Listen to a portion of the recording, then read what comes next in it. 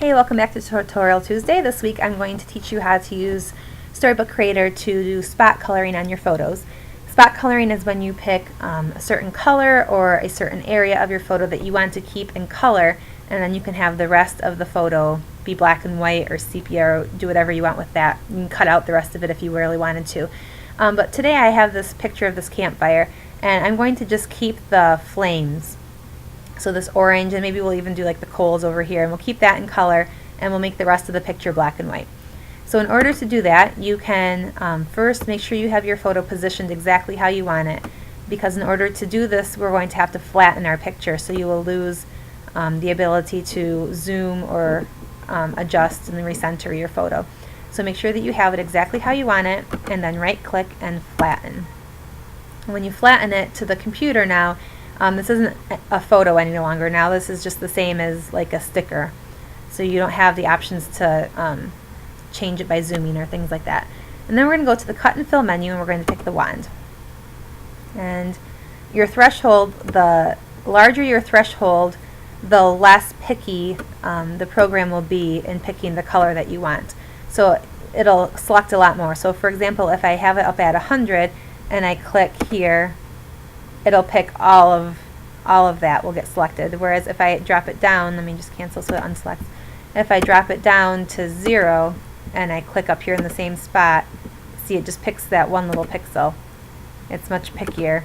So I'm going to put it somewhere more like, I don't know, somewhere in there. And if I click, it'll select everything that's that color. Now I want all the flame. I don't just want that one little middle piece. So I'm going to hold down Shift, and I can keep selecting around, and as I do that it'll select a larger and larger area. And you can up your threshold if you don't want to have to click as often, but you have to be careful with that, because then you might start getting pieces of other things that you don't want selected.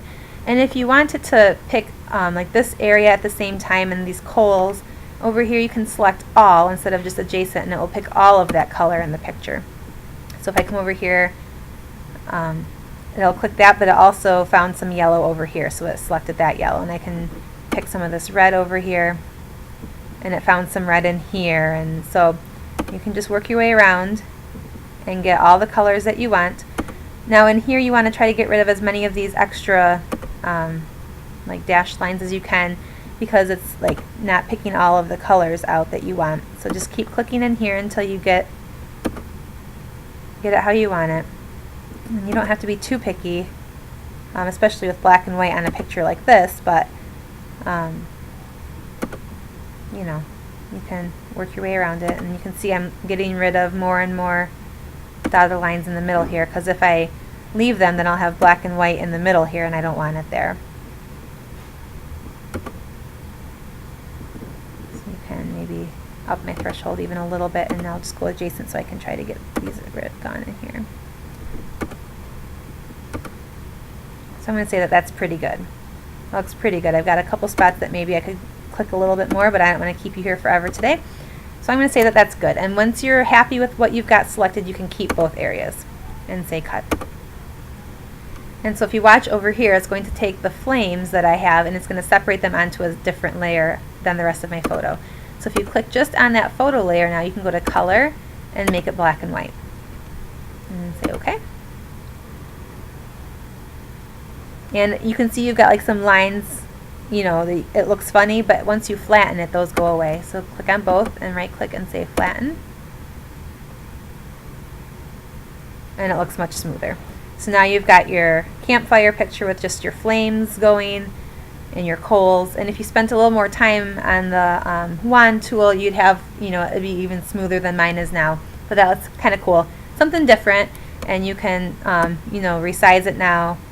I'm holding down Shift so it doesn't warp, and you can put it wherever you want on your page and add in the rest of your photos and papers. So that's one example of how you can spot color, and I'm going to show you one more. So I'm going to delete that, and I'll pull in one more photo.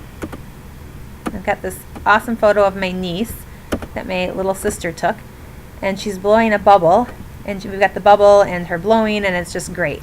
So what I want to do here is I want to have her and her bubble in color and make all this grass behind black and white. Now if you use your wand with this, and I'm going to flatten it right away because I love it how it is, If you use your wand with this, when you get to like this spot where it's kind of like a light brown, your wand is also going to pick up her skin tone because it's very similar. So your wand probably isn't the best way to get this spot colored. So I'm going to use a custom cutter, and I'll cut out a curved path. And I'm going to zoom in so I can really see what's going on, and I'm going to move this out of the way by clicking on the blue strip up here. And this takes a little bit of time, but if you really want to do it, it's worth it, and it turns out really cute.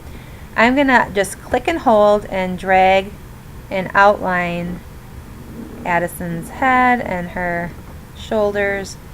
And it doesn't have to be perfect, so I'll show you how to edit your points in the next step. So just get pretty good. Get all the way around, and I'm going to let go for a second so I can move down. And then I'm going to click and hold again, and I can keep going. I'm going to get all the way across the bottom of the page, across the bottom of the photo. I'm going to click and hold again. Whoops. I don't want all that. I want to go up by her arm, so I'm going to come back this way.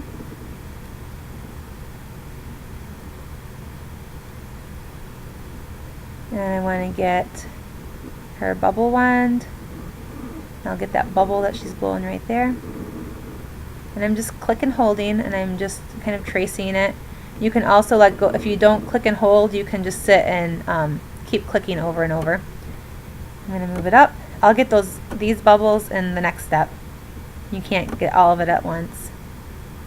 I'm going to trace around her eyelashes. I don't need to worry about getting her eyelashes because I'm going to make it black and white anyway, and her eyelashes are already black. So don't stress too much. I'm not going to stress about those couple little wispies.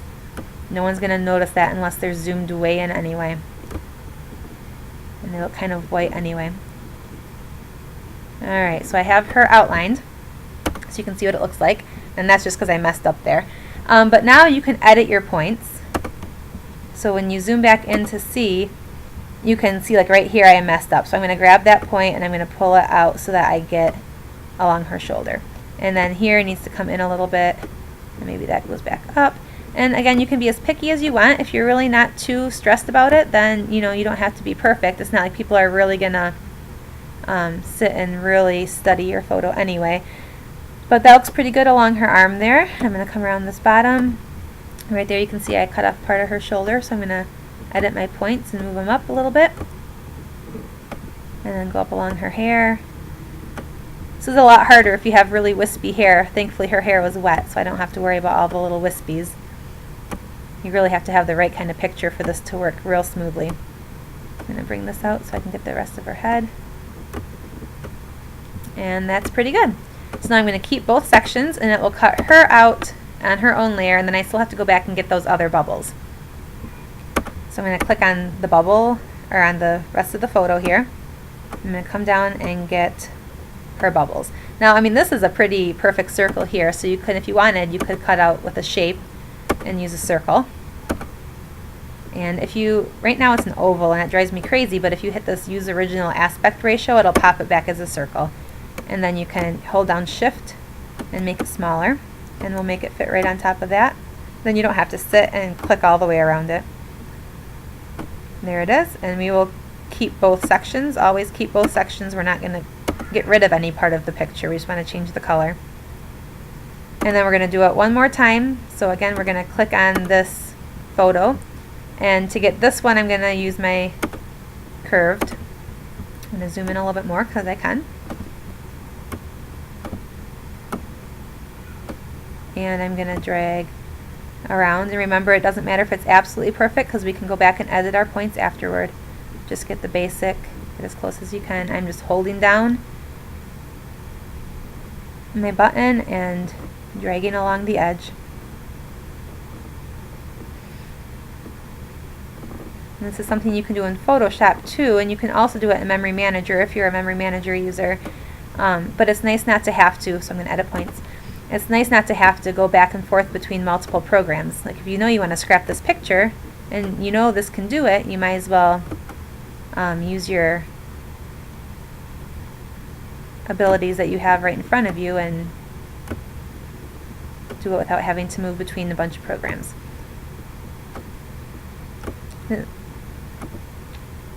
Almost done. Moving this out so I don't lose the bottom of my bubble. And a little bit here. And that looks pretty good, maybe a little bit out right here. Alright, now I'm going to keep both sections again. So now I have Addison, I have that one little bubble, I'm going to have the big bubble, and I mean there's another bubble over here. If you want to get real picky, you can grab that one too. But I'm just going to say that that's good enough. So now you can click on the background picture. We're going to go to color, make it black and white, and there are different samples you can do. You can do normal, you can make it darker. This infrared's kind of cool if you have the right kind of photo for it. You can have it have a little bit of blue, a little bit of green, even darker. I usually just stick with the normal. And it will make it that. And again, there's this little outline, but once you flatten everything together, so click all of them and then right click and flatten, you'll kind of lose that little there. And that's a very cool picture with her, and then she really stands out. And just so you can kind of see the before and after, I did this earlier, so I can show you side by side what they look like. So this is the before of the fire, and then after we change the color. And then there's Addison before and after. So you can kind of decide what you like. But it's really neat. People do it all the time. Professional photographers do it with like baby pictures where they have the baby's headband out in color, or the flowers out in color, and then the rest of the picture black and white. And it's just a really neat effect, and it's pretty easy to do. It just takes a little bit of time. So go ahead and give it a try and post what you do, even if it's only just a photo and not a whole layout. I'd love to see it. Thanks a lot. Talk to you later.